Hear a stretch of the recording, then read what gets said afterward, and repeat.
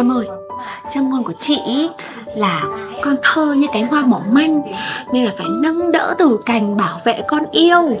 Nên là bây giờ ấy, chị muốn tìm một cái dòng bỉm nào mà nó phải mềm mại, mỏng nhẹ, thân thiện với cái làn da nhạy cảm của con em ạ. Dạ vậy thì chị tham khảo ngay cho em dòng bỉm Huggy. Thấm hút cực nhanh, hóa ẩm cực đỉnh, chất liệu mềm mại, êm ái như chiếc ôm của mẹ. Thiết kế bo theo sự phát triển của con, như chồi non vươn mình trong nắng sớm đó ạ. Ngoài ra, khả năng chống hăm cực cao, từ những làn da nhạy cảm nhất vẫn yên tâm sử dụng nha mẹ ơi.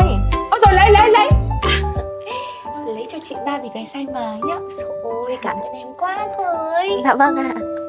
Bỉm Huggy hiện đã đủ size cho bé, đang có khuyến mại cực tốt cho đơn lẻ và combo. Ba mẹ sắm ngay nha.